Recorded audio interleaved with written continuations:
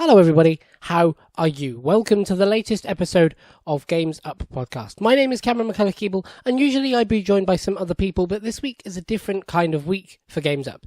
You see, usually we do the news and then a big talking point, but this week is the second week of September, which means we are in preparation for something very, very important. Just 3.5 days away is EGX, the UK's biggest gaming show. And as we are UK based, it's the one that we usually aim to go to. We've tried to get to EGX Res sometimes. We've been there before and it was great, but EGX is the big one. So this year, rather than do a topic of the week and the news and all that jazz, we thought we'd make a very special episode focusing on some of the stuff that if you're going to EGX, you should definitely look to check out. This is everything from the big AAA tentpole games that will really sucker people into the show to the smaller indie stuff that you might more easily pass over. Hopefully you'll give a chance to a whole bunch of the stuff that we put in this episode, but if nothing else, give it a quick look on the EGX schedule because it's at least good to know what's there and what kind of range of stuff you have to tantalize your gaming taste buds with this week at EGX. So let's wait no further and start right at the top of the list with Assassin's Creed Origins. Assassin's Creed Origins is playable on the show floor, which is good because the game comes out very, very soon. I cannot wait to play this game, mainly because what we've seen of it so far has been E3 showcases. We know what the game looks like, we know what the game is about, we know how the game is supposed to function, but going hands-on with it is very, very different. And it will be very interesting to see how the game fares up in comparison to how it plays and what the developers are intending with it. The next big one I think you should keep an eye out for is Detroit Become Human. Detroit is a game we still don't have a release date for, but it's a very, very interesting looking game from David Cage, who is known for his interesting takes on gaming. Detroit is a game about what it is to be human in a world that has had AI take on physical forms. Call them what you will, be they robots, cyborgs, whatever you want to call them. Either way, they're characters that you will interact with as though they are humans, and sometimes you might not even know who is who. It's a game that allows you to make choices, it's a game that allows you to craft your own story, and hopefully will have some pretty big moral choices to make. I really like the idea of this game, and I really hope it goes down a heavy Walking Dead Telltale kind of way. I hope there are some horrible choices to make, and I really hope it makes me ponder about what it is to be human and what the future could look like in a sort of Black Mirror style. I don't know how often Detroit Become Human has been playable before, certainly like this in an open to the public way, but I think it says a really good thing about where the game is in development and how soon we might be seeing it. I don't know how many other people have had the opportunity to get their hands on this, but I don't think it's many, so you might be one of the few who says that you can. Definitely look out for that. There are some other highlights on the schedule, including Far Cry 5, which looks fantastically good fun, Ni no Kuni 2. The first Ni no Kuni is a beautiful, beautiful game, and I'm looking forward to getting my hands on the second one. There's PlayerUnknown's Battlegrounds, of course, and then Star Wars Battlefront 2, which looks like a fantastic game, but the penultimate game I'm really excited to get my hands on is Microsoft's Sea of Thieves. We've heard a lot about Sea of Thieves, but we don't really know what it plays like. What's the hook of the game, or is it just the way you interact with the world? Hopefully, this will be a first opportunity to get a really good idea of what the point of Sea of Thieves is, what it's going to be like to play it as a game rather than just a vertical slice or a tech demo, and why I should be excited for it. If it's a great game, this could be a really, really good step forward for Rare, who have been struggling over the last few years to redefine their identity in a modern gaming industry. But if it's not, it might be a difficult step for Microsoft to move away from, especially as they try and launch the Xbox One X off the back of it. I've heard nothing but praise from professionals and industry people about how the game plays and the kind of things you can do in it. I just hope this is its opportunity to get its hooks into me. And the ultimate game that I cannot wait to get my hands on, and I never thought I would say this, is Super Mario Odyssey. Every time I have seen that game in demos, in demo reels, in E3 footage, it's blown me away with how imaginative it is, how interesting it looks, and how vibrant it seems. For a while, I've been oversaturated with Mario games. There was one every year, and they didn't look different enough to me to interest me. But this is something new, this is something different, and this could be the thing that turns the tide and makes me order a Switch. And frankly, with that sexy red one they announced this week, that's even more reason. I can't wait to see how Super Mario Odyssey plays. I also can't wait to see what it's like to actually interact with those controls. What are the limitations of them? How does the Switch handle a game like that? It's something we arguably haven't seen so far, and Super Mario Odyssey could be a massive thing for the Switch, especially if it sells as well as some of its Nintendo exclusive counterparts like Zelda or Mario Kart from earlier this year. Definitely keep an eye out on this one, although I get the feeling that the queues are going to be massive. If you want some other highlights of the AAA side, you've got Total War Warhammer, Uncharted The Lost Legacy, South Park The Fractured But Whole, Overwatch, which is going to have a tournament at EGX as well. You can follow that currently through the Road to Overwatch program that they've been doing for a little while, as well as Mario and Rabbids Kingdom Battle and a few others as well.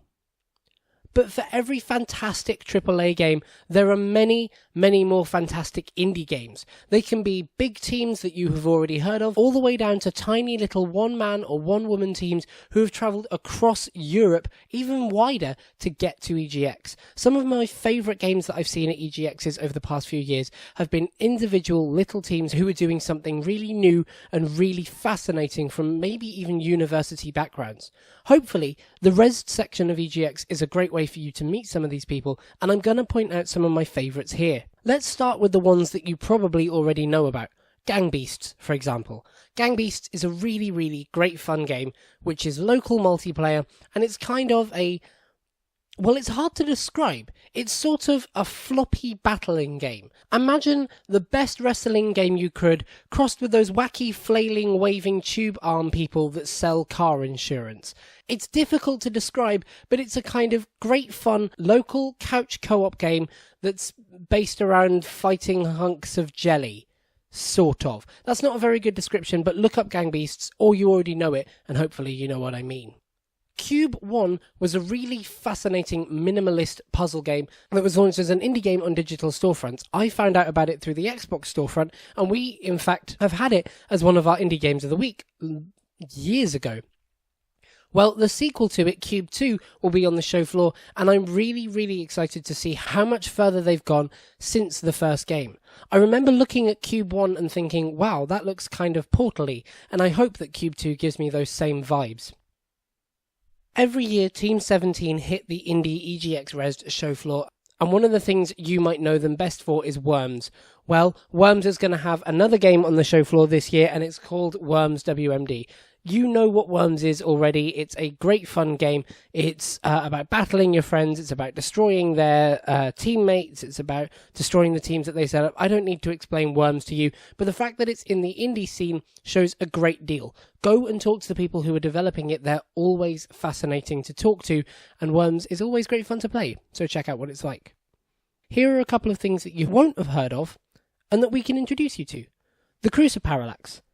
We interviewed the Cruiser Parallax last year, and the guys making it were absolutely fascinating. The Cruiser Parallax is a game that approaches controls in a bit of a more traditional way, embracing flight simulator controls. It was really interesting to talk with them last year and find out why they were going down this route for development, and some of the interactions that they had with young gamers who picked up the game despite the control scheme was absolutely awesome to not just watch, but to hear about from their side. If you want to play a game that controls differently than you're used to, and you want to test your boundaries in that sense, the Cruiser Parallax is a really good way to go about doing that. The House Mouse VR and Theatre VR. VR is going to be everywhere on the show floor of EGX. It always is. The chances are that the slots you could book for PlayStation VR have already filled up, unfortunately, but the indie scene is a great way to get your hands on a VR headset, and not just get your hands on a VR headset, but see some of the ways that the boundaries of it are being pushed. VR really is being defined by the indie developers, the people who are having really interesting ideas that big AAA studios haven't had and are bringing them to market. Last year I saw a fantastic game called The Tower, which treated VR games more as a horizontal thing, which you move upwards into, rather than a traditional sort of horizontal game. I.e., in a first-person shooter or something like that, you move forwards and backwards, but in The Tower you moved up and down because you could put infinite scale above you or below you. It was a fascinating idea, and it's those kind of unique takes on game development that you'll find in the indie scene. So check out any opportunity you can for VR in the indie scene. It's probably going to be the best stuff you'll see at the show. If you look on the EGX guide, you'll see a game called Oil. I don't need to say much more to you than Oil is being developed and presented by Abate University. The reason this is important is because Abate is one of the best places in the UK for indie development of games. It can almost be called the home of gaming in the UK to some extent, and it still retains that by making awesome games year over year and being responsible for some of the best teams. I've deliberately decided not to look at what oil is because I want to go in with a fresh palette and be surprised by it. I'm surprised every year by the work that's done by people from Abate University. Go and have a look at oil, if only to find out what kind of things universities are doing in gaming this year. And while we're speaking about Scottish game developers that started at university, go and look at Attack of the Earthlings. Our very first EGX indie interview was Team Junkfish with their game Monstrum. I watched quite happily whilst Lewis got the shit scared out of him for 20 minutes straight. It was what made me love EGX the first time round, and I've loved it ever since. Well, Junkfish, the guys who developed it, are back and they're on the show floor. They are some of the nicest people I've ever met in game development. They're some of the nicest people I've ever had the pleasure of interviewing, and I cannot wait to go and annoy them and see if I can get another one with them this year. Attack of the Earthlings from Team Junkfish. Go and see it. They're great people. That is the indie scene. But if you're looking for something really odd, and I mean really odd, what you want to be looking for is the Left Field Collection. The Left Field Collection is an approach to game development that you just haven't seen before, and I can say that with confidence because it is that year over year. A couple of years ago there was a 2D runner game that was controlled by a piano where you had to play songs to play the game properly. Last year there was a proper knife game, and I mean that like, you know, the knife chopping the fingers game? Well, it was like the next evolution of that, but done in a video game. I can't explain it other than that. There's games made out of LED light ribbons by drawing on walls. It's absolutely the fucks with your brain. I can't believe this is a video game collection of video games. And if you want to see what kind of crazy ideas people have, the Left Field Collection is one of the best ways to do that. To some extent, don't look at what's in it. Just go in and spend a couple of hours having your mind blown a little bit. It's so much fun year over year. And then, of course, at EGX, every year there are dev sessions. I can't recommend the dev sessions enough. Learning from the expertise of the developers in the industry is something you can never do enough of. This year, you have sessions provided by games developers and teams such as Wolfenstein 2, Xbox One X, although that's Digital Foundry, not the Xbox team, but still cool nonetheless. Middle-earth, Shadow of Mordor, the people behind Lego Marvel Superheroes 2, and video game voice actors, and that's just a first look at some of the sessions. They are great fun and really interesting year over year. Go and have a look at them. You will learn a great deal. And that's what you should be looking out for this year if you're going to EGX. If you're not going to EGX but you're tempted by it, there are still tickets available. I can't recommend it enough. We did EGX kind of on a whim because it was getting big at this point. It was becoming, I mean, it was the biggest thing in the UK scene, but it was really gathering a name for itself, and we thought we should go along and meet some of the indie developers, and I've been committed to going year on year every year. It's a really, really great way to have a great, intense gaming experience, to get a really good idea and a really good finger on the pulse of where gaming is and where it's going, and just to interact with some really great, fun people. EGX is one of my favourite periods of the year, every year for Games Up Podcast, and I'm so looking forward to it this year.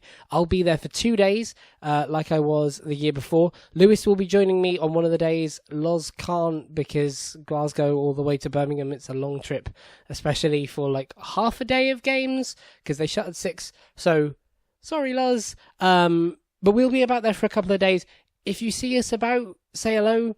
Although, if you see us about, you probably know who we are anyway. But if you see us about and you want to say hello, say hello. Other than that, I think we'll see you next week for our annual EGX wrap-up, where we will start, of course, our indie developer interviews, so you can get some great knowledge and some great insight into some of the best indie games that we found at EGX. And keep your eyes peeled this week, because hopefully we'll have something special. Not going to say what it is, but I'm pretty excited about it. Anyway, join us next week for our wrap-up of EGX. Until then, feel free to like the show if you liked what you heard so far. Feel free to subscribe to it if you want to catch it every week. We publish at 6:30 on Monday on YouTube and earlier that day on iTunes, so you can catch it on your way to work. And we have a Facebook and a Twitter page. We're at Games Upcast on both of those things. Thanks very much for joining me. Enjoy EGX if you go. Come along to EGX if you're not going yet. And until next week, the game's up.